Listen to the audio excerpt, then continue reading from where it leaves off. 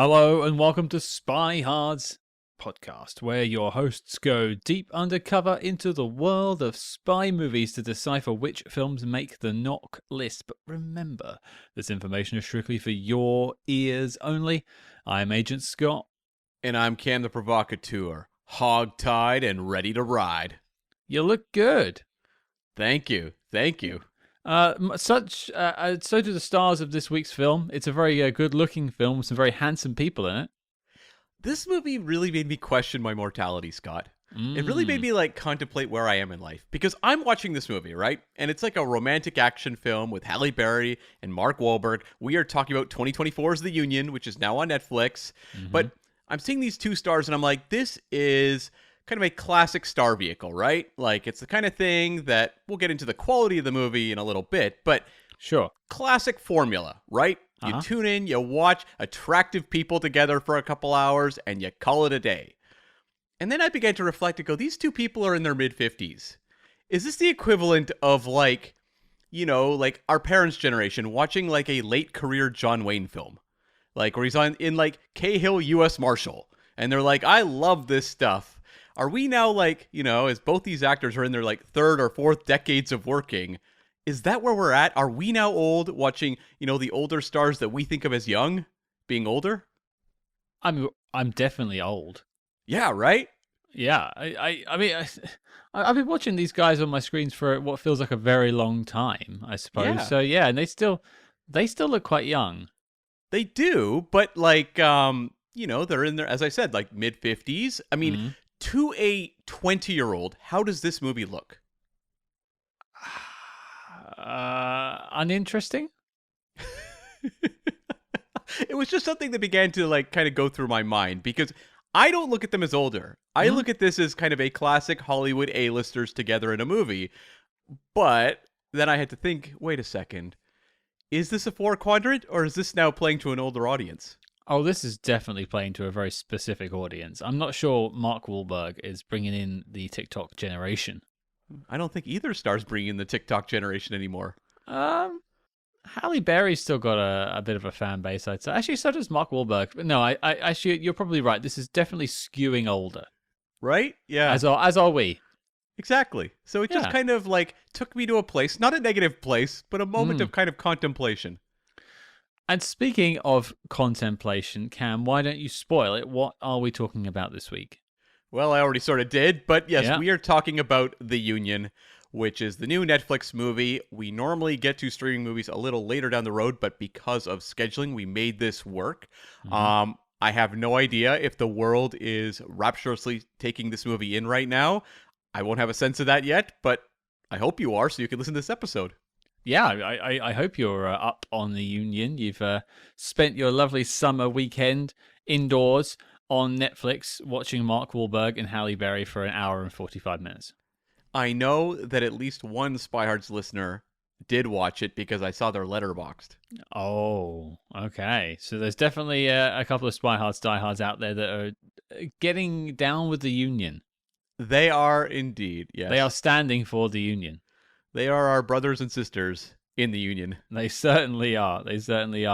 Now, if you haven't caught up with The Union yet and you're unfamiliar as to what it is, it's a Netflix film, as Cam mentioned, starring Mark Wahlberg and Halle Berry, and here is your synopsis.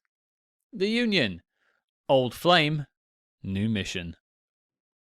A New Jersey construction worker goes from regular guy to aspiring spy when his long-lost high school sweetheart recruits him for an espionage mission. That sums up the plot of many romantic comedy spy films, but yes. Yeah, that's many recent ones too. I would point at Ghosted. This film reminded me a bit of. Ghosted's not really an old flame, but we're picking hairs with that one. Yeah, like rom-com in a spy film. Yeah, basically a recent streaming one. Now, usually we would discuss initial experiences with the film, but you and I have both just watched this on Netflix this weekend and sort of immediately, because we're so drawn to this film, we ran to our microphones. We said to hell with our schedule and thought, nope, the people want The Union. I mean, behind the scenes look, folks, this was me. I fought to have this movie covered at this point in time. I was like, Scott, there is a huge spy film hitting Netflix, on August 16th, I think. We need to cover it and have that episode out because we missed the boat on Heart of Stone last year. We can't let that happen again. So let's move things around. And, this episode, the time you're listening to it, we recorded it like 48 hours beforehand. Which is probably the closest to like fresh we've ever done. It's the fastest turnaround I think we've ever had in the history of Spyhards. And so that's how essential it was that we bring you a review of The Union. Are we going to get to that? Boy, are we. But I think before we talk about how The Union stands, Cam... Does it stand strong? Well, we'll talk about it. But, I mean, do you have any backstory on this one? I have a little bit. Yeah. Okay. So, I found the early Variety story where this was announced, and it was actually sold under a different title. It was called Our Man from Jersey, which is a little more spyish, actually, than The Union. It is, yeah. Yeah, they should have stuck with that. I mean, I do just love the... it's in the synopsis, but... New Jersey construction worker goes, from regular guy to superhero, whatever it was. But this film at the beginning is really selling just how blue collar Mark Wahlberg is. You and I are going on a whole tangent about that because it's amazing. It really is. I mean, what's the checklist for blue collar? Is it like construction work, flannel, Bruce Springsteen, and a picture of beers with the guys playing pool after work? That's about summing it up. Yes. Yeah. Mark Wahlberg, he's down to earth, folks. This movie's made by a group of people who have gone as far away from blue collar careers as they can, and are now making a love letter to blue collar careers. You remember that day we worked really hard 30 years ago? Yeah, let's make a film about that. And we hated it so much that we were like, we have to pursue our dreams of becoming stars, in Hollywood. Yeah. Yeah. So it started as a pitch from Mark Wahlberg's producing partner, Steven Levinson. And basically the pitch was Blue Collar 007. Well, we got the blue collar part, right? We did indeed. And so Netflix heard that. They're like, holy crap. Sign us up. Buy. Have to buy. Yeah. Yeah. And they had a relationship with Mark Wahlberg because he had starred in 2020's Spencer Confidential, which was actually quite a big hit for Netflix. Right. It was an adaptation of, I think, a book series. I know it more so from being a TV series, but not a great movie, but a lot of people watched it because there was a pandemic on, and they were hostage to the TV. That's the time to release a film. Mm-hmm. And yes, and so with that pitch, it was announced that the script would be written by David Guggenheim, who has a story and screenplay credit on the film. He got his career start in 2012 with the movie Safe House, which we'll cover in the future on the show. That's the Denzel Washington, Ryan Reynolds spy film. And then he wrote a Nicolas Cage straight-to-video movie called Stolen, and is perhaps best known, maybe his most enduring credit, is he wrote The Christmas Chronicles, the first of the Kurt Russell Santa films that were a big hit on Netflix, and they've since released a second one. And he continues to, I'm sure, cash checks off that series. So that, in terms of films, is what he's really known for. But he was also the creator of the TV series Designated Survivor, which was Kiefer Sutherland's big follow-up to 24. I did catch the first season of that, and it was okay. It's over now, right? Like, it ran maybe 3 or 4 years? Oh, it's over. Oh, is it over? Oh, boy. Designated not a survivor. Oh, no one survived Designated Survivor. No. Nor did the audience. And so they brought in director Julian Farino, who was a London-born director, is a London-born director. He's a band. He wants nothing to do with London anymore. We got rid of him. We weren't happy with Julian. It was just it was too much of a Londoner. That's right. He's like, "Oi, mate, I'm from London." Shut up, Julian. They're like, just direct the movie. Yeah, get on with it, mate. What are you doing? So he started working in TV in the early 90s and did a bunch of stuff, but notably 36 episodes of Coronation Street, which Scott is a huge watcher of. I do. I wish I had any sort of foundation in Coronation Street to make a reference here, despite the fact having my mum like watched it during my entire upbringing. Like I should know.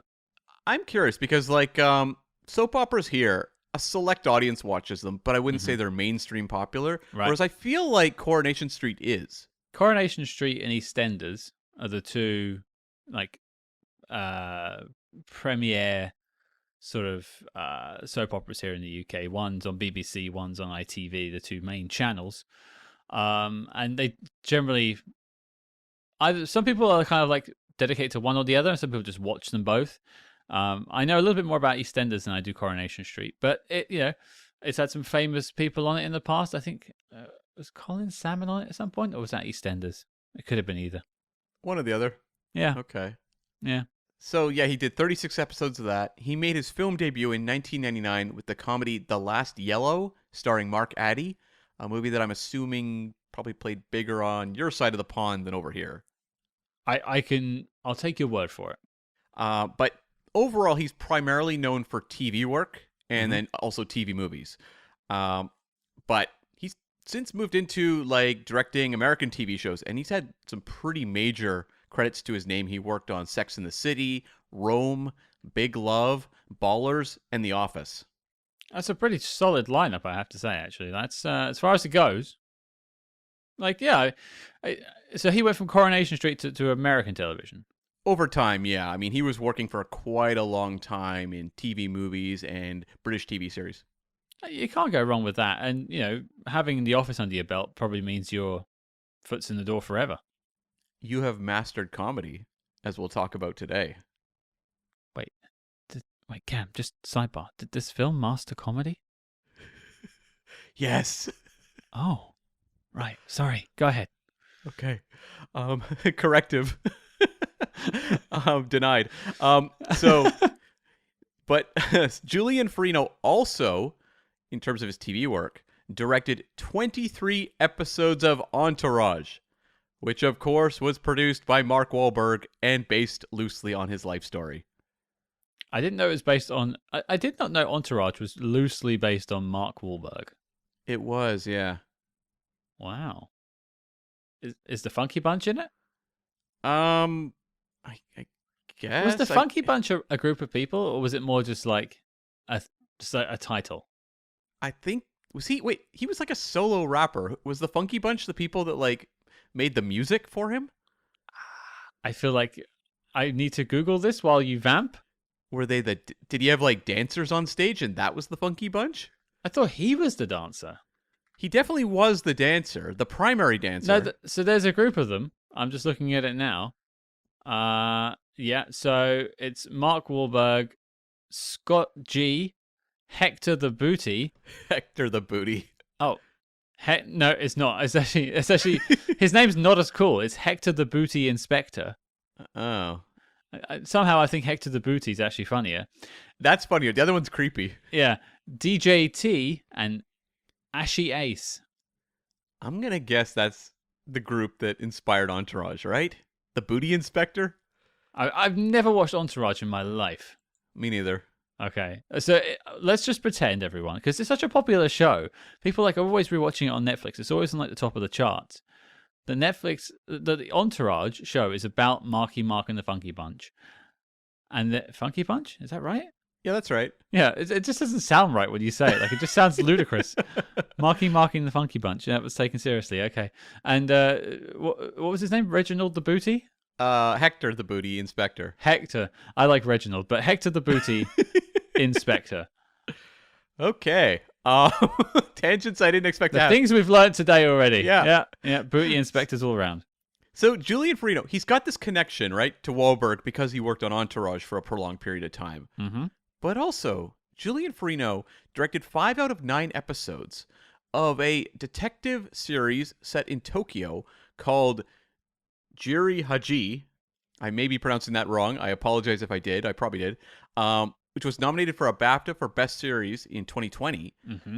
But that series was created by Joe Barton, who came on board this film to work on the screenplay. So my guess is what happened was Wahlberg had an association with Julian Farino, Mm-hmm. brought him on board this project. And then Julian Farino suggested that a rewrite come from Joe Barton. Okay, so he's keeping it in the Funky Bunch family. He is. Like, these people are much more connected than some, streaming projects or whatever, or any movie, where it's just like, how do these people know each other? They don't. Maybe he just calls his entourage the Funky Bunch. Well, I mean, I would. I mean, we're part of a brain trust, but I wish. I mean, I was the one who came up with that title. I think I wish I'd just come up with the Funky Bunch. Other people call my entourage the Flunky Bunch. Oh, wait, am I in your entourage or not? Yes, you are. Oh no. Yeah.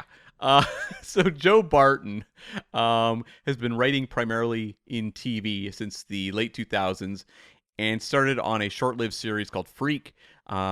He has done a ton of shows I've never heard of, Scott. So many. Go on. The one that I wrote down was that I'd actually heard of recently was he did 9 episodes of The Lazarus Project. Does that ring a bell to you? It does ring a bell, but I don't know why. Because when we were at the Star Trek convention, like a couple weeks ago, the MC of the convention was on stage talking to writers about bad writing on television, and he cited The Lazarus Project as an example of a show that makes no sense. Well, we've been following this particular man, for many, many years, and he is a taste maker. So, folks, avoid The Lazarus Project. It is confusing. Yeah. He also created a show called The Bastard Son and the Devil Himself in 2022, which may be good. I don't know.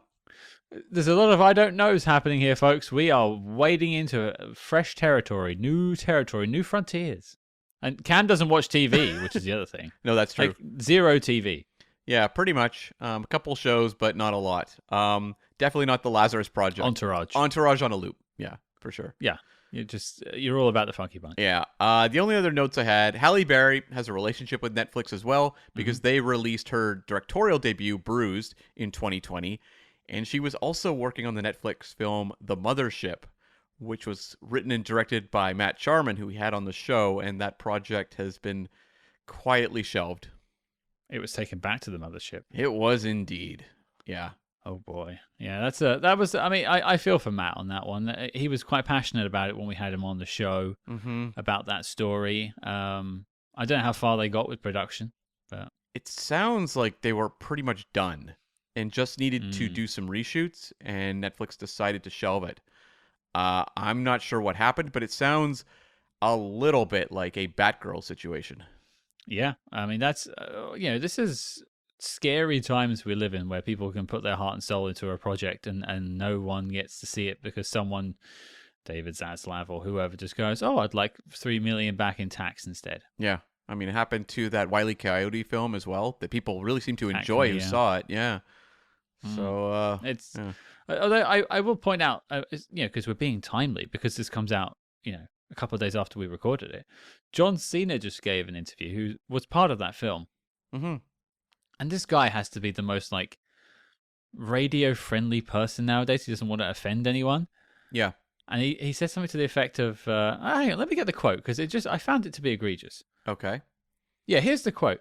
In an interview, John Cena said he wishes the Coyote vs. Acme was given a chance, but he hopes the film was shelved for the right reasons. Okay. What a way to dodge any flack from anyone. Well, do you remember when he got in trouble with China over Taiwan? Taiwan and China, yeah.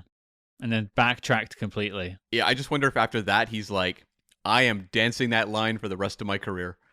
Well, it's a funny place we live in now. You look at all these talking heads that people do on press tours and stuff. It's all the same answers. It really is it's one of the reasons why I don't chase us doing press tour stuff as much anymore, because half the time you just get stock answers. And it's a lot of media-trained people saying what they've been told to say, yeah. Yeah, I'd rather have someone who worked on the films in the 60s or 70s. It's just right, do you want to know where the bodies are buried? And I'm like, yes, I do. Yes. Yeah, it's that movie's so far in the rearview mirror that I'll talk about that production and what happened. Versus this movie needs to make money now, and so I can't say anything that could in any way portray a negative message. Disney has a gun to my head. I loved this project. Yeah, exactly. I watched a talking head with J.K. Simmons, who's one of the cast of this film, and like you literally could have inserted like you could have been reading a script like, I loved working with insert name and insert name here. And it just like it just felt like I've just heard it a billion times. No offense to J.K. Simmons, I'm sure he's a lovely bloke, but like it is a real shame that people aren't people are so afraid to rock the boat now when it comes to like press and stuff like that you just don't get anything genuine anymore. No. Like you go back and read like interviews or profiles from like the 70s, 80s, 90s where that, journalists would go and spend like 3 days with a star and you'd get crazy stories out of it. Yep. Those do not happen anymore. No. And so like I went and watched a couple interviews for this just to see if there was any behind the scenes stuff that was interesting. There was nothing. It was all just super superficial stuff. And the only real takeaway was that Wahlberg is open to sequels with this one. Oh, I'm sure. Apparently they're saving something for the sequel that we'll talk about, I'm sure. Well, I mean, like he said, they've created the world and now it's time to play in it. Oh, time to play. I can't wait to play with the Union. Yes. Is it time to play with the Union, Cam? Oh, it's time. Let's punch our cards and start the job. We're heading up the BT Tower. We're going to have some fun. I mean, do you know what? I'll jump in. I'm going to jump in. I'm jumping. Can you tell I'm jumping? Jump away. I'm stalling now. I'm stalling. Okay. This is probably the most middle of the road film I've watched in quite some time. Mm-hmm. It plays it so safe that I don't think I ever felt any sort of emotion during watching the film. Like I was aware of it. I was in its orbit. I was paying attention. It didn't lose my attention. I didn't find it particularly boring. But I don't think I ever went like, oh, wow. Or, oh, yeah, that was really good. I just went, haha, yep. Oh, that's going to, yep, okay. That all makes sense. That tracks. And, the cast do a good job. The stunts are practical. It's good. The plot isn't too crazy. Isn't too, like, off the 10-atometer. Mm-hmm. But it just felt like a homogenized sort of mess. Actually, I'll take back the word mess. Homogenized is the word I'm going to stick with. It felt like it was played down the middle, a safe, homogenized ball. Yeah, I'm in pretty much the same camp as you. I didn't dislike watching this movie. Mm-mm. And I think like we watched some streaming films that really became a slog. Heart of Stone. Like Heart of Stone. Yep. And I thought Ghosted at parts too. I was like, okay, let's move this along. Mm-hmm. I don't like watching characters just kind of bicker with each other for prolonged periods too. On green screens. Yeah, like that kind of thing can really wear out its welcome. This one, it was like very light on its feet. Mm-hmm. It had a good pace. I think Wahlberg and Halle Berry are very good together. Like they're giving boilerplate dialogue exchanges. Like there's not a like single really good line in this entire movie. And there's a part where like I think it's Halle Berry is trying to sound cool. And she's like, "It's not the car, it's the driver." And I'm like, that's the best they had. That was like the line they were like, well, we aren't going to like workshop that one anymore. We're like, well, there it is. And that's like the whole movie in a nutshell. It's like, no effort is expended at taking it to any level beyond agreeable. Mm-hmm. And so you're watching a romantic comedy with two people that have chemistry. Although I was really thinking about it, I don't know that I've ever seen a like on-screen romance involving Halle Berry where she didn't have chemistry with her co-star. I think she's very good at that. Because there's a lot of actors I can think of who are just like stuck in these scenes that have like no chemistry whatsoever. I feel like she's always really good at pairing with people. I don't have enough Halle Berry experience to really come in strong on that opinion. I'll take your word for it. And to a point, I agree that they have good chemistry. I think that they are the strongest part of the film. Yeah. But like, there's also like a real safety to them. Oh, so safe. And also like, it's this, they are former romantic couple in the past. They've been separated for many years and are reunited. And it wants to be kind of this rekindling of a romance, but it's also like, this needs to be safe for, I guess, 7-year-olds or something. Like, there's not even like a kiss in the movie. Like, they are like... Well, that was the thing they said. Did you hear the press about that? I did. It's the same thing as Twisters, right? They're like, we don't need it, folks. And I'm like, not saying I need it, but it's very noticeable to me. Like it feels. You did. You're like, kiss. Yeah. Kissy, kissy, kissy. I'm kissing my TV. Yeah. It's just Mark Wahlberg, though, in the Funky Bunch on YouTube. But it just feels like this very like sanitized type of movie that's being made now, where it's like, we're just scared about making people feel anything. Yeah. Anything. And so like you could watch this movie and be like, oh, that went by at a clip. It had some actors I enjoyed, but you will feel nothing. I have an auntie. I think you've met Jackie before, I think. Yeah. And she doesn't like movies that are particularly scary or gory or really like draw any sort of major emotion out of you. She kind of just likes to watch a film and just sort of move on with her life. Totally fine. This is a film I'd recommend for her. Yeah, it's like the action in it is actually really well shot. It's very clean cut, but it's not violent. So you can show it to pretty much anyone and they'll get kind of the quote unquote excitement of a spy film without any intensity. It's an action movie where the action's never intense. The stars are, very attractive together, but there's nothing steamy, nothing that could make you like, if you're watching it with your parents or something like that, you don't have to sit there and be like, oh, this is awkward. There'll be nothing like that. This is the most like right down the middle. All the edges are filed off. Here you go, spy film ever. Yeah, I was looking at some of the other Netflix films and stuff that have come out in the last few years for spies. Like you could say like Red Notice, Grey Man. There's a couple more I'm forgetting that we've already mentioned them. What about you chuck in like Ghosted and stuff like that? Yeah. This is probably my favorite of them.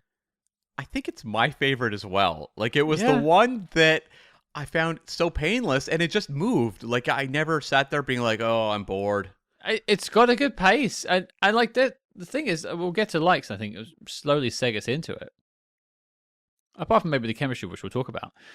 This film works when it's being funny and kind of like not too like tongue in cheek, but a little bit tongue in cheek. Like that's kind of the Mark Wahlberg style of comedy. Is like the blue collar, kind of like rolling his eyes a little bit in a funny way, like in Ted and stuff like that.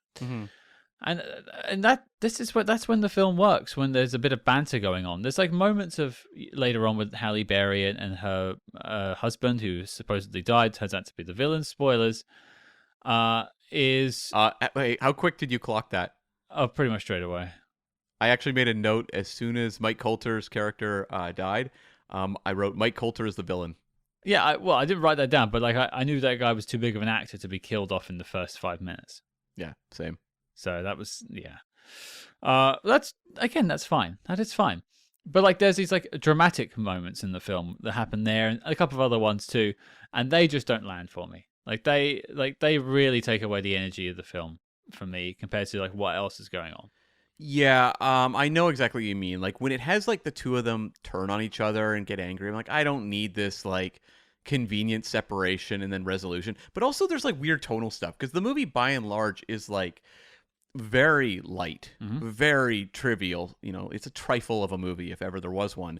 But then it's like you find out part of the conflict was like Mark Wahlberg's father was racist towards Halle Berry, and you're like, what? Like this is the movie? Like what? And then also we find out Halle Berry was going to university, but left because her friend was sexually assaulted, and Halle Berry's character went and beat up the guy who did it. I'm like, wait, this is not the right movie for this.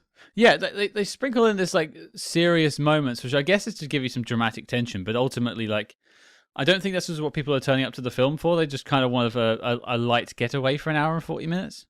Well, there's nothing else in the movie grounded in such a serious way. Like, why would you be introducing real world issues in a movie that never feels like the real world?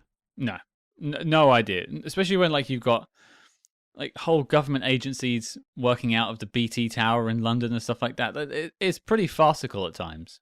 I mean, its portrayal of blue-collar lifestyle is hilarious. Hilarious. Like, I love that a group of people in Hollywood think that, like, basically blue-collar people just, go to work. They're all smiling all day, and then they sit up and just watch the sun set, basically, on a tower.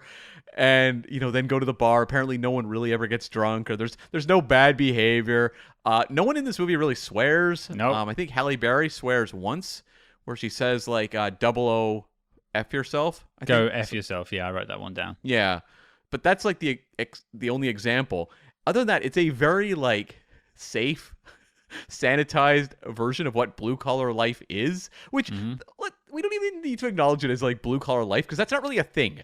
Every person's experience is different, right? Like, yeah, I work a blue collar job. You've definitely had blue collar jobs as well. I don't know. Like, is there a approach to that life that can be summed up for the entirety of like humanity that represents exactly what that lifestyle is? Well, I think they've. It is playing like the tropes, and it is doing it like in a pretty schlocky way. But it does get the message across that is his life, and he seems pretty content in it. So you do get the sort of Halle Berry turning up and sort of, I guess, ruining it, but then also saving him. Like, he seems pretty stuck in that world. He seems stuck in it, but they're not doing anything to portray anything really negative about it. Well, this film wouldn't dare say anything negative about blue-collar workers. It wouldn't dare say anything negative about anyone. I like how J.K. Simmons, and the whole thing with the Union is they basically look for working-class heroes to become spies. And he's like, we're blue-collar. We get shit done. And I'm like, I've worked a lot of jobs where people don't get it done. They really don't. They don't care. I've worked all kinds of collar jobs, and I've seen laziness wherever I go. So... but like, speaking of other things, I want to say was good about this film is, and I mentioned it kind of at the beginning, is this like the action and the stunt work, for the most part, is done practically. Yeah, and I'll tie in. There's a lot of like they actually shot in Jersey, and they shot in London, and they shot, I think it's Slovenia they shoot in, I believe so, Bulgaria. But they shoot a lot in London, and it is specifically correct. I appreciate that, and this is like coming from Municipal Films, Mark Wahlberg's production company. I appreciate that they've spent the dollar to go and shoot on location, and spent the dollar to make the stunts feel tangibly real.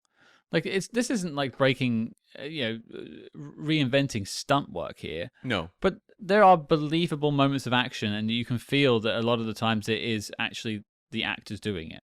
There's a really good sequence actually when they are on a rooftop and they have the case, the big MacGuffin of the movie, and it's being dropped level by level. Yeah. And there's villains coming out of windows, and they have to basically take those guys out, and the case will drop down to the next level. Yeah. You go through like 4 or 5, different levels of this, and I thought that was really well done, and I've never quite seen a sequence like that staged in that way. It reminded me a lot of the chase. I can't remember where it is. Tangier, maybe, in Bourne Ultimatum. That's right. Yeah. With Desh. It reminded me a bit of that, but like it was like a step up from there, because you had all the dropping of levels and stuff. It felt inventive. And this, I mentioned like The Grey Man, for instance, which is a much bigger budgeted film than this was. Yeah. And that looked like crap. It did. And I liked also there's a part where Mark Wahlberg got hit by a car and bounced off the roof of the car into a trunk of a different car. You just liked him getting hit by a car. Well, I did. I enjoyed that very much. But like, it had that kind of like fun comic booky feel, but it was actually really effective. Well, again, this is where I think the film works, is when it is playing it slightly looser and lighter. Like, it is just going for, like, I would say, Roger Moore era Bond. Like, it's a bit tongue-in-cheek.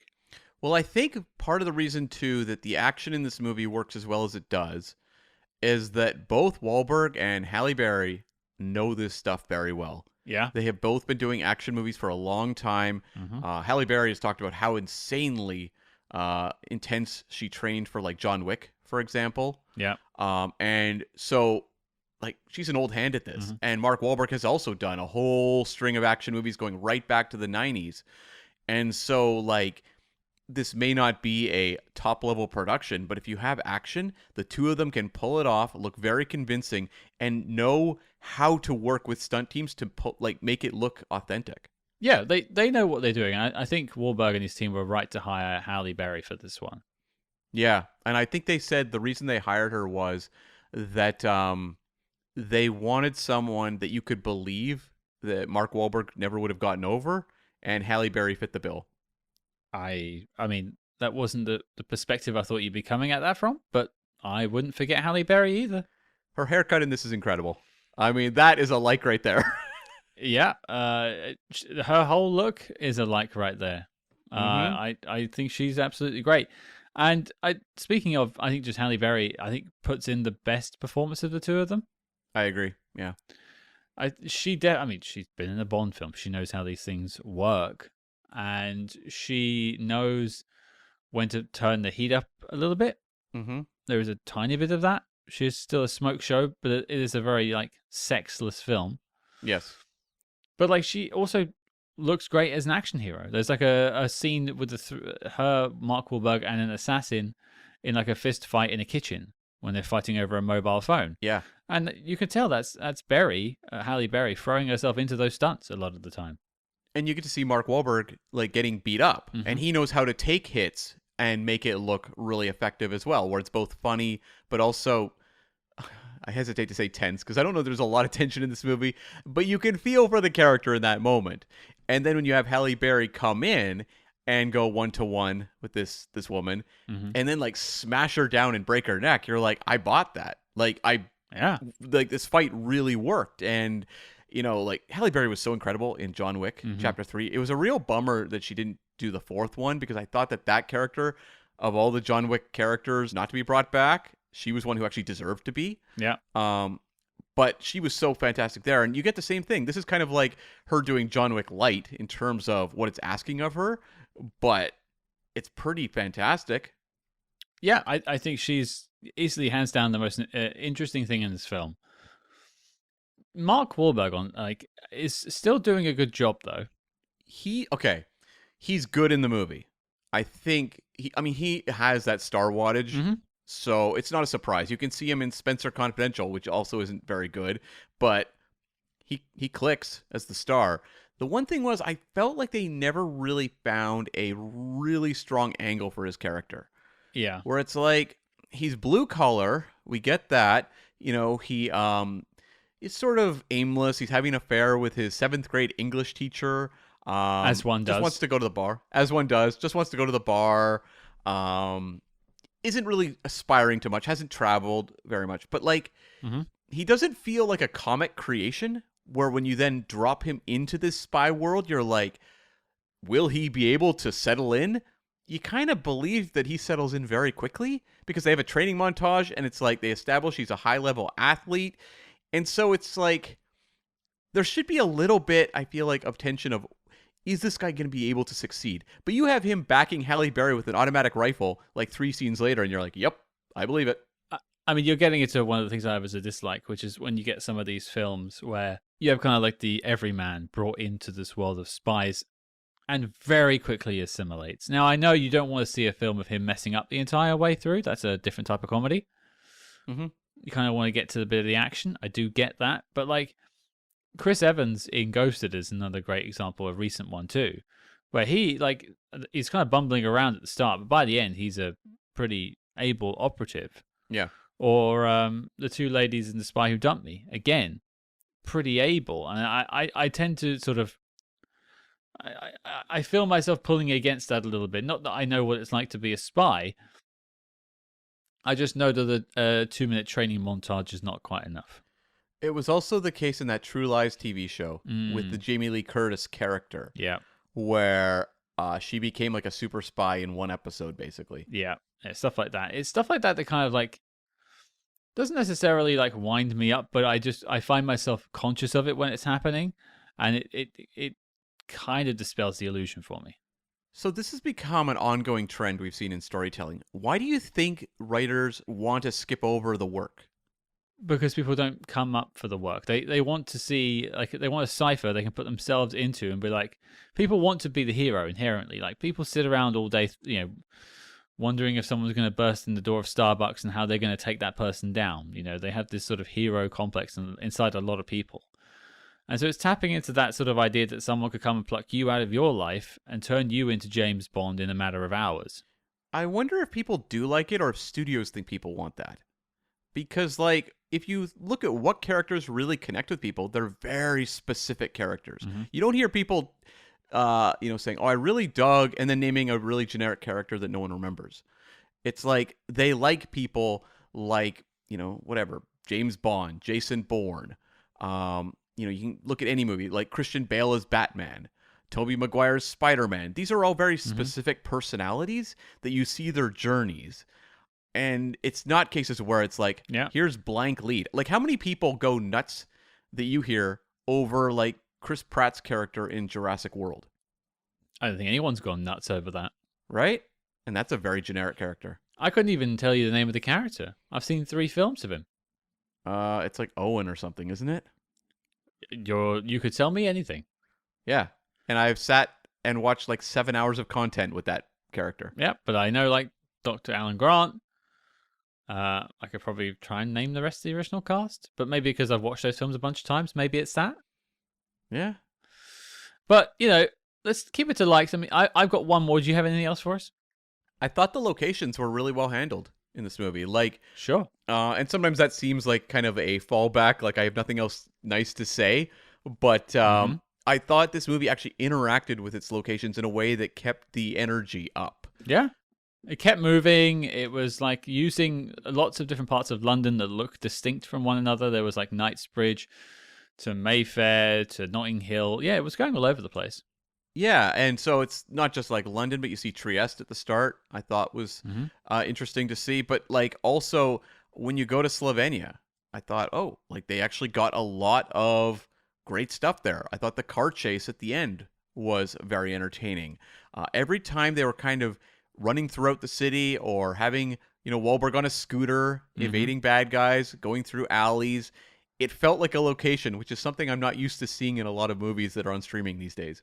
No. Again, like you just get a lot of like blue screen, green screen work where they would composite people into these scenarios because it's easier to film stuff in the studio now. And so, yeah, I like I said, I mentioned it earlier. I'm glad Municipal Films and Wahlberg and his people spent the money to go and shoot a lot of it in London because it has a tangible feel to it. Like those streets they walked down to get to the BT Tower were the right streets. They were actually walking next to the tower. They did do that. And there's like other bits. I mean, it was nice to see the Royal Albert Hall was there.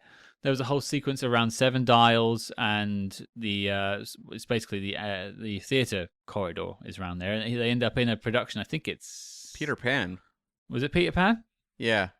Okay. I thought it might have been Matilda, because that's what's in Seven Dials, but I could be wrong.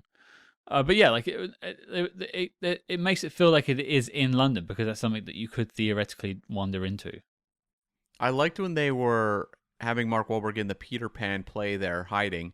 Yeah. And then they were intercutting the music with Halle Berry, taking people out on the street. Like, I thought that was well handled. And it was kind of playful. It's the kind of thing I wish they'd done a little more of. They were a little too timid in taking something like that, like a sequence like that, and expanding it and making it a little bigger. Yeah. And that's the movie in a nutshell sometimes, is that they'll have a good idea that's really fun, but they don't push it to the next level where that would make the movie a little too memorable.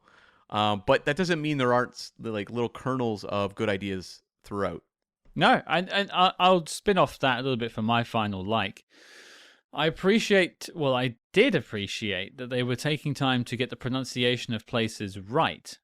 Because they mentioned a few towns, and I wrote down one specifically was Hampstead. Right. Where you could easily go like Hampstead. And I was like so on this film's level. It's like it's doing it right. It's saying all the London words. It's got American people saying London locations. And then Cam, it had to ruin it. Which was? It called Southwark Southwark. Oh, okay. You see, at the start, Halle Berry, when she was in Italy, said Trieste. And I have an Italian coworker that took me to task for when we covered, what was that movie that had Trieste in the title? Night Train to Trieste? Sleeping Car to Trieste? Sleeping Car. Yeah, Sleeping Car to Trieste. And I mentioned to her that I was reviewing that, and she took me to task for my pronunciation of that city, so I was wrong. Could you correct it for the record? I am not going to try. Okay. Italians, if you're listening, write in, how do you say Trieste? Because the film kept saying it the way we say it. I know, right? We interrupt this program to bring you a special report. Red alert, Spyhards, we are shaking things up over on the Patreon page. That's right, we are launching an exclusive new show where we tackle the exploits of the small screen's greatest secret agents, like Jack Bauer, George Smiley, and beyond.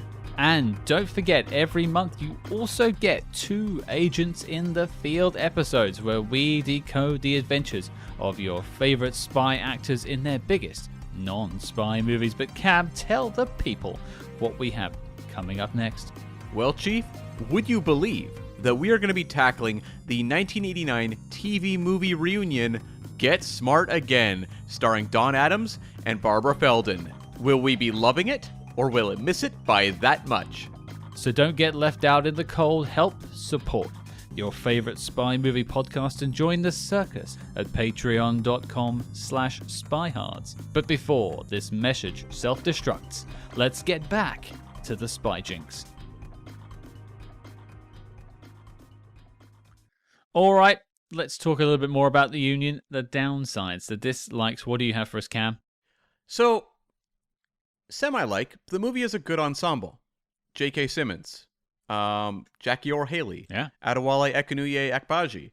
Like, these are actors who we've seen pop up in other things, and they've been very good. And you know what? They're kind of charismatic here, too. Yeah. The movie does not care about them. No. I think the movie is actually very poor at handling its ensemble. And it goes like kind of down the line. Like J.K. Simmons has the most to do, and it's almost lazy casting. Like, who could we cast as the sort of blue collar head of a spy agency? J.K. Simmons is there. He's done this kind of thing before, so it's kind of lazy, but he's good. But then he just kind of disappears from the movie about the halfway point, and you get one scene of him in an interrogation room, just like shouting out loud like the stakes of the movie. Yeah. And I was like, oh, okay, that seems kind of lazy. And then the rest of the team, they just completely vanish from the movie. One of them dies. Yeah. And then the rest of them, like Jackie Earle Haley, who seems to be set up as a character that matters, kind of like a Q-like figure called Foreman, who worked as in a Amazon warehouse, we are told. Sure. Like, whatever happens with him? Well, about 2/3 of the way, the BT tower where they base the Union out of is bombed. Yeah. So the idea is that a lot of them were killed, I think. Is that what happened, or did they just go into hiding? Well, it was bombed. Yeah, I know that. Right. Well, because then you do see J.K. Simmons after that, but that's all you see. So maybe they were killed? I have no idea, but the movie doesn't even care enough to confirm that. So I thought that was not great. And then it's like, even just a small role. You have Dana Delaney showing up as the 7th grade English teacher. And like, Dana Delaney's an actress of pretty significant note. The movie like treats her like she's like an extra. It's so weird. And like, they have the big wedding scene at the end, and she's dancing, but the camera's almost like ignoring her. It's so weird to cast someone in a role that I think it's supposed to be a bit of a pop for the audience. Like, oh my God, it's Dana Delaney. But it's almost like they just cast a nobody. It's so weird. I have to assume she's friends with Mark Wahlberg? I don't know about that. I think it may have been just stunt casting. Okay. I mean, I didn't necessarily bite on that, but I know what you mean in that final scene where she's just kind of like in the background, kind of blurred off, despite the fact that she was kind of important to Mark Wahlberg at the start. Like, it's kind of one of the jokes of the movie, is this romance he had with their high school teacher or grade 7 teacher. And so when they're in the room together and she's acknowledged, you think there'd be kind of like a button on that joke? Yeah. I don't know. It's coming in the next film, Cam. I guess so. Maybe that is the sequel tease. But I just thought it was weird to cast so many good people, because you could have just cast like, you know, J.K. Simmons and then just some randos to play the team. But the fact they went out of their way to cast so many good people and then didn't do much with them, I thought was weird. And I thought Mike Colter as the villain got pretty short end of the stick as well. Well, that leads me on to, I think, my big dislike is it just has a very weak villain. Yeah. Well, the plot is kind of tacked on to this. This whole setup is a clothesline for situations, basically. And so, like, obviously we saw that twist coming, most probably will, which is, again, not necessarily a problem. I'm not going to necessarily hold that against the film itself. But Mike Colter has to turn into this mustache twirling villain by the end, and it just doesn't have the time to build any of that drama. He's already I think he does the twist, he gets away, and then he's easily overpowered by Halle Berry, gets away again, and then is easily overpowered by Halle Berry. Yeah, and I did sort of appreciate the twist that they were married. Yeah. And that they were separated. Like, I thought that introduced a complication that in a different movie might have actually been explored in some sort of interesting way. Or maybe there'd be like a hesitation or something like that. Whereas it was more just like, no, you're a bad guy, I'm going to shoot you. And then shot him. That's the thing. It does nothing with that setup. And when I No. said there was like germs of good ideas, that's one of them. Mm-hmm. And yet the movie just whatever. Like, it's almost the equivalent, not as bad, not as egregious, but like the Blofeld as Bond's brother, where you're like, okay, there's a relationship I didn't know about that then matters not at all. Cuckoo. Yeah, it's a real shame because Mike Colter, I've seen his other stuff. He's a very good actor, so there was room to do something there. There was room to play, but I think this film doesn't have the time for it. I think it just kind of wants to sort of get through the plot to have your funny moments with Halle Berry and Mark Wahlberg. Yeah, it just is like it's very self-satisfied, the movie, with what it's doing, which is nothing ambitious. No. And so every time there's like, oh, if you'd gone that extra step, you might have had a sharp angle. Mm-hmm. They're like, no. We're happy with what we're doing. Yeah, it is. This film does not have high aspirations. No. And on many levels, I actually commend that. Like, you are making... I mean, no one sets to make out a 3 out of 5. No. Right? But you are. And so do it. Like, commit to the bit. Like, if you're just doing this, then just do it well. And I think they do it well. But the problem is, because you have such good actors and a nice premise, you kind of want a little more out of it. You want to laugh. You want to feel some excitement in the action. I did laugh a couple of times, a couple of little giggles. There was maybe a couple in there, yeah. But like, you want the characters to stick with you in a big way. Like, this is a movie that is the classic, like, don't ask me in a year what happened in this movie, Scott. Please don't. I've already forgotten the names of the characters. I had to go through and read my notes, and I took pretty copious notes through this one. Mm-hmm. And there was several parts that I was like, oh, right, of course, I forgot about that. And I watched it yesterday. Yeah. And there's a disposability about it that's entirely fine, but I think ultimately that is okay. Like, I didn't have high aspirations going into this film, and I don't imagine many people will, but I can say that you will be slightly entertained. Well, it's a Netflix release, right? Mm-hmm. So it's made to be almost second screened, and that's like their ambition is that, you know what, maybe you're on your phone, but this is on in the background. It feels perfectly engineered to that, but in a way that isn't like a bore if you do watch it. Yeah. And there are some streaming movies we've tackled on this show, and I'm sure some we're going to tackle in the future, where I was actively like looking at my watch or getting frustrated. And, I don't second screen these movies when I'm, going to be reviewing them on the podcast. Mm-hmm. I don't really do that with movies in general, just because I don't know, I'm very single focused on whatever I'm doing, I guess. But, I'm taking my notes, and there's some of them where I'm like just suffering. I'm like, oh, like this movie is just dragging and doing nothing interesting. That wasn't the case here. It wasn't doing anything that really wowed me, but it wasn't doing anything to kind of really be ultra mundane. I will give you one thing that did wind me up. Okay. And it's something I mentioned in a recent interview, and that is the slow, painful death of dialogue in films. Oh, yeah. And in TV. There is a character that we sort of barely mentioned who's I think like the nurse of the team. Oh, you're talking about... Like the doctor, played by Alice Lee. Athena Kim, I think is the character's name. Was that her role? I thought she was like the person in the van. Well, she did like the medical for Mark Wahlberg when he turned up, so I assumed she was a doctor. Yeah, she was a doctor who also worked in the field in some capacity, yeah. Or maybe she was monitoring their life signs and stuff. I could buy that. Sure. It didn't say any of that, but I could buy it. Sure. And she watches Halle Berry take down some people with a machine gun and goes, "Yes, queen." I just think like, oh God, please don't do this to me. Like I'm nothing against people saying yes, Queen. I mean that's fine, but and I know they're like blue collar people or purported to be blue collar people that are doing this spy stuff. I understand. But my eyes rolled so far back into my head I saw my own brain, and it had shriveled slightly from hearing that dialogue. I also work in a blue collar environment every day of my working week. I've never heard any human being ever say something like that. Well, you're not saying anything that deserves it, clearly. Apparently not. But also, as I said at the very start of this episode, that I had the real realization that this is like a movie about people in their mid 50s, basically. And we are dropping like slang that the kids might say in a movie with like people who are in their mid 50s. I wonder if Yas Queen is actually like 3 years old now and no one says that anymore. Is that something that now you would have to be middle-aged or older to even say? Well, I've never uttered it in a sentence.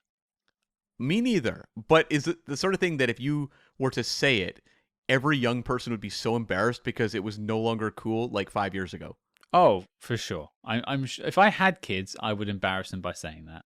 Which writer contributed that? Was it David Guggenheim, the writer of Safe House, or was it Joe Barton, who was someone that worked in a lot of TV?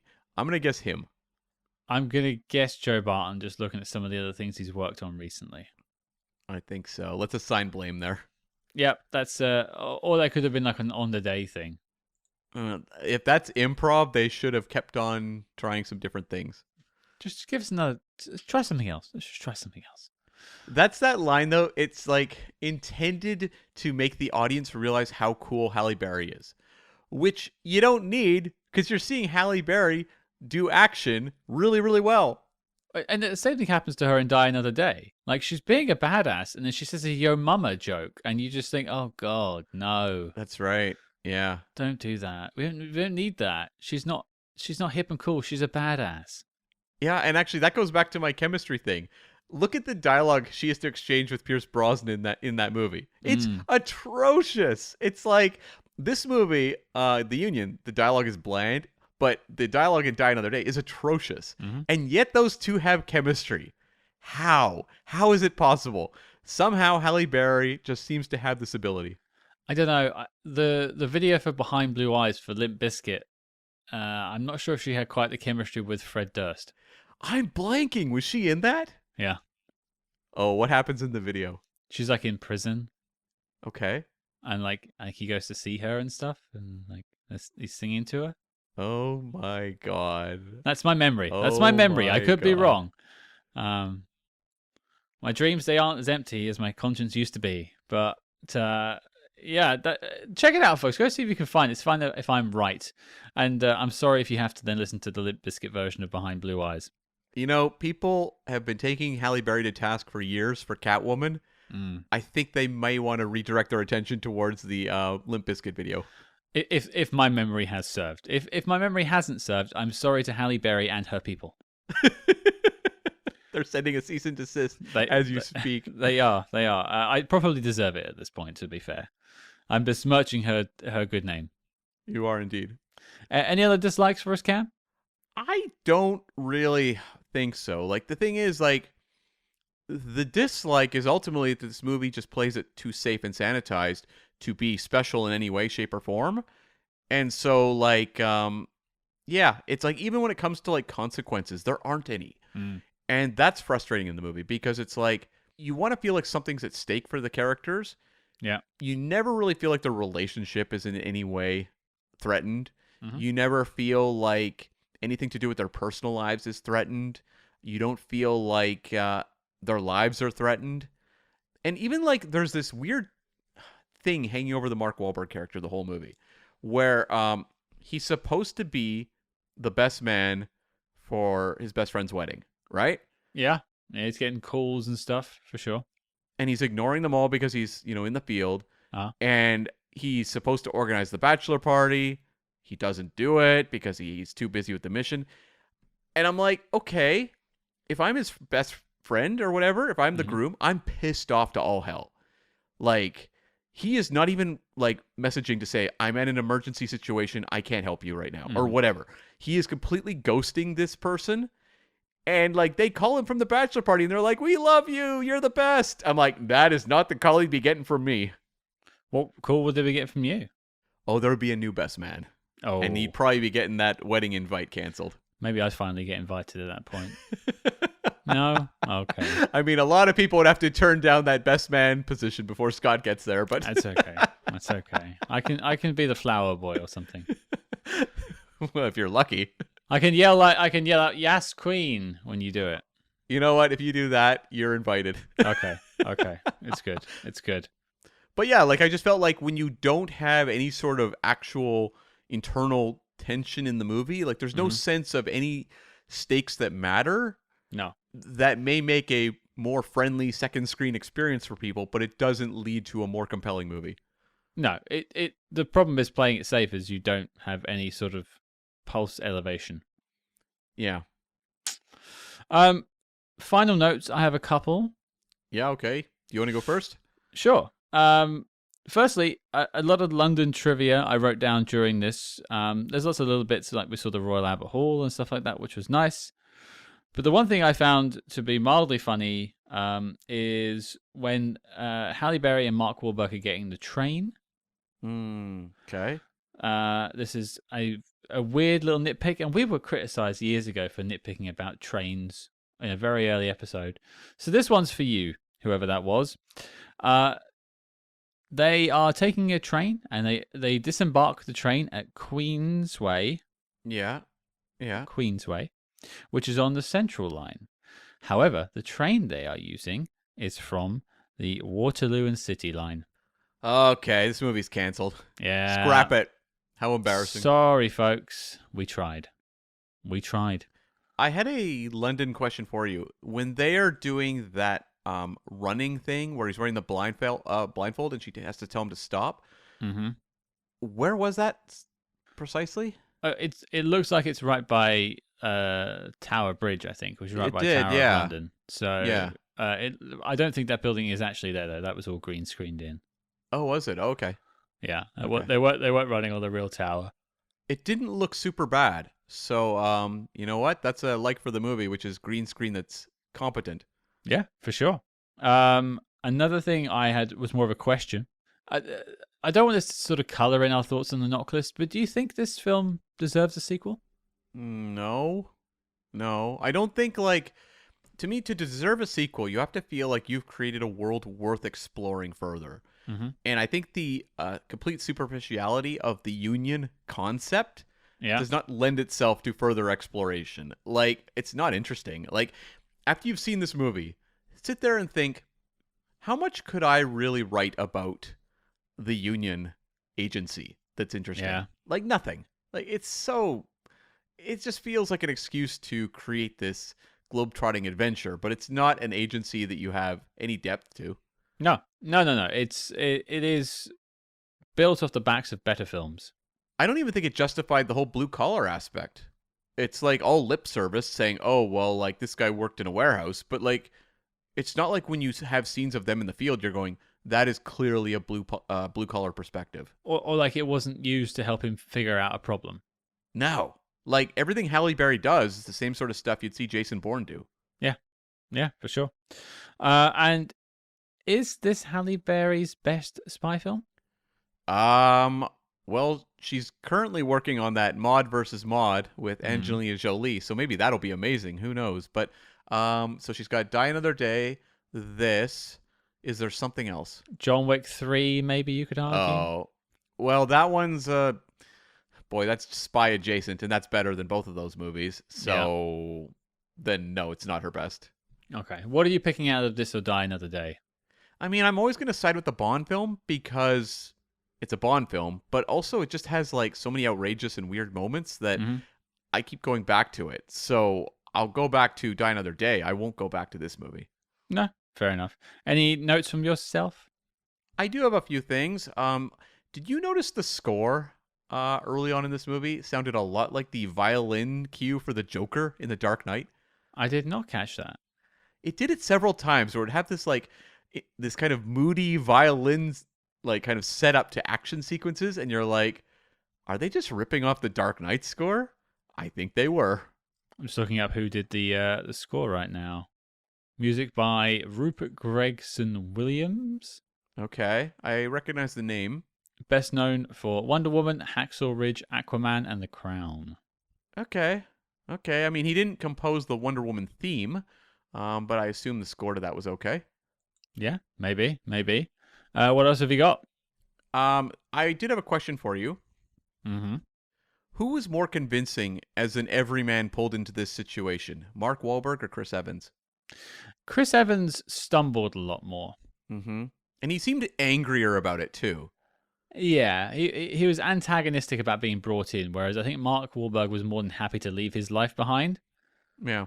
He was very gung-ho about it. Like, if I was pulled into this, if an ex turned up at the bar where I was with my blue-collar friends, I mean, obviously he didn't have a choice about going with her because she drugged him, but I don't think I'd stick around.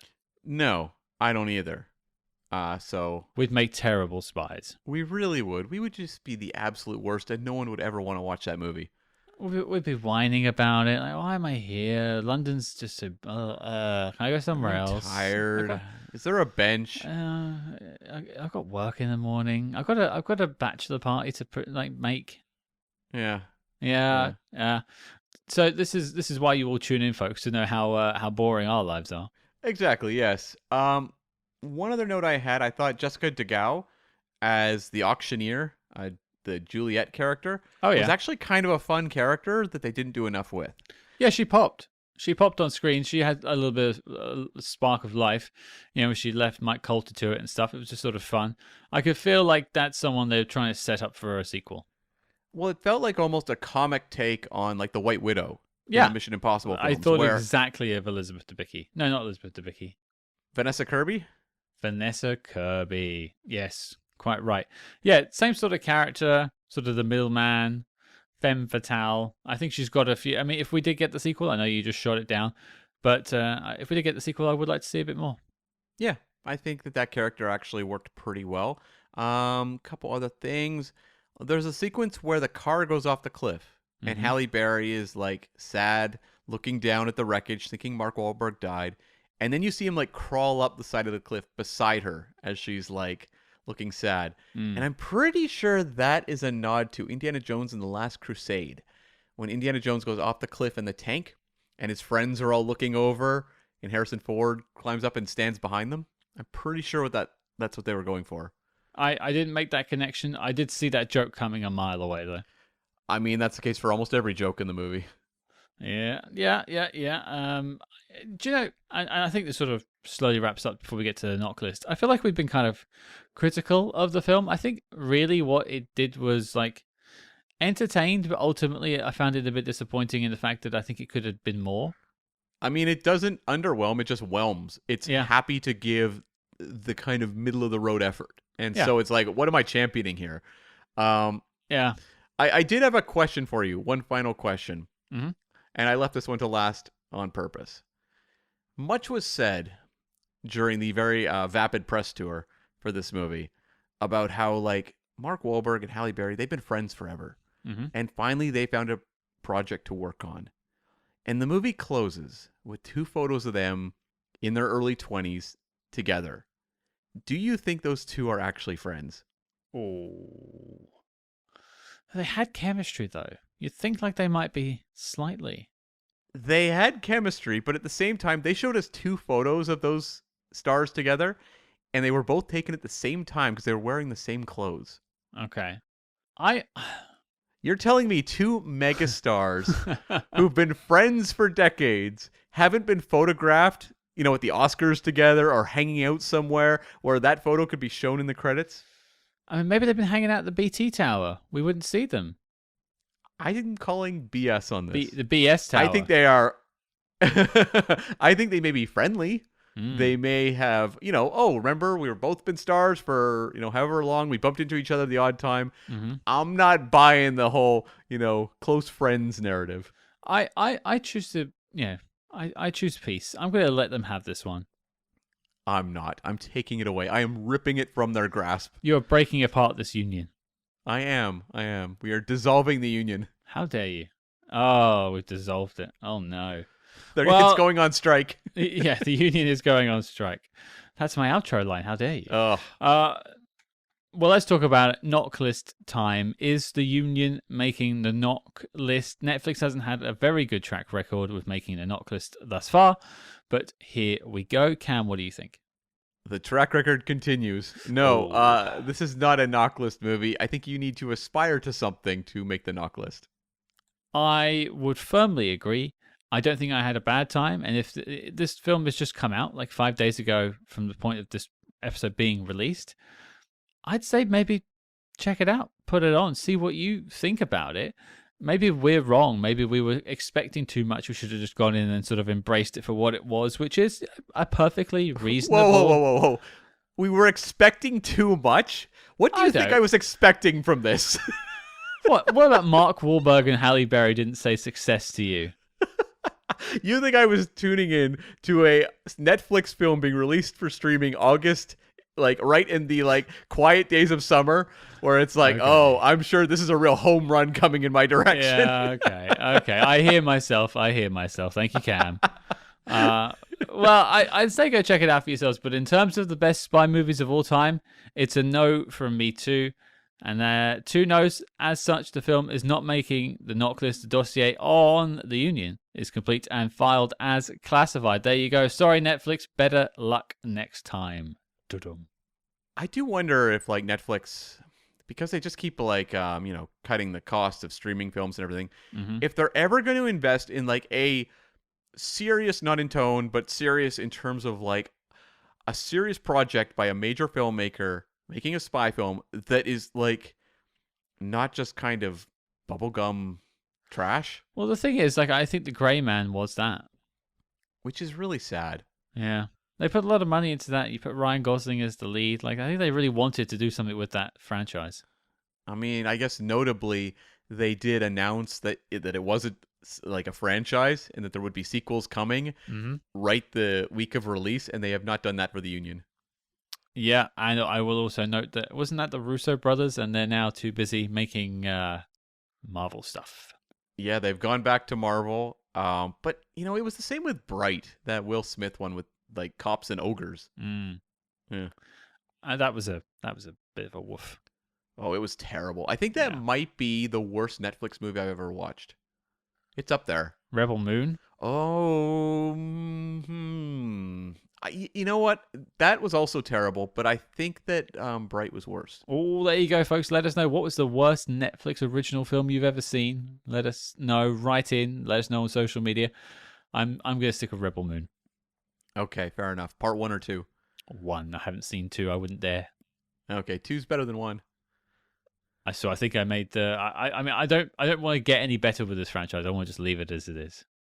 Not a lot better. No, okay. You're fine. You're fine. Okay. Right. Well, that wraps us up for the Union. Cam, the question goes to you, as it always does. What are we talking about next week? Well, Scott, recently you and I did our first ever live show in Las Vegas. And so next week we are releasing the audio. You are all going to be able to hear us talk about the classic Deep Space Nine episode, Our Man Bashir, which is a homage-filled love letter to James Bond, Our Man Flint, Matt Helm, The Man from U.N.C.L.E., Wild Wild West, all those sorts of TV shows and films all mashed together. And so you're going to hear us talk to the episode's writer, Ronald D. Moore, who created Battlestar Galactica, the newer version. We're going to talk to Ira Stephen Bear, who was the showrunner of Deep Space Nine. And we're also going to talk to Robert Hewitt Wolf, who was the producer of that episode. So there is a lot coming to you. It's a very fun panel. We had a blast doing it, and I think you're all going to enjoy hearing it. It was a wonderful time for Cam and I. We'd never done a live show before together. A bit of a trial by fire, going out there with people we've really respected and looked up to for a very long time. And we had a blast doing it, and I hope they did too. And we hope you will have a blast joining us as we put out the live episode. You can hear what Spyhards are like without some notes in front of them and basically going off the cuff. It's about the same. Yeah, exactly. And if you haven't seen the episode Our Man Bashir, don't feel like you need to watch the entirety of Star Trek Deep Space Nine to understand it. You will be able to watch that episode just hop on your streaming service. It's on Paramount Plus, and I think it might be on Netflix. I'm not exactly sure what the license is like right now. Over here, it's on Netflix Okay. in the UK. Okay. So you can catch it there. But it is also on Paramount Plus here in the UK as well, whatever you would prefer, folks. Yeah. But yeah, I would say go and check out the episode if you can. It's got a lot of interesting history to it, which we dive into in the discussion. But yeah, it's a loving homage, and probably the only time where the Venn diagram of Star Trek and James Bond really cross over. Yeah, and you don't need to know Star Trek to watch it. Like, you just need to know 60s Bond, for example. Precisely. There you go. Thank you all for tuning in. If you like what you heard on this episode, please consider joining us over on Patreon, patreon.com/Spyhards. Close to, or maybe even over 100 bonus episodes at this point. A lot to find in our archives and some very reasonable prices to join us at. Make sure, of course, you follow us discreetly, as always, on social media at Spyhards. That's SPYHARDS. But until next time, folks, you'll find Cam and I randomly shouting "Yas Queen" at everyone we see in the street.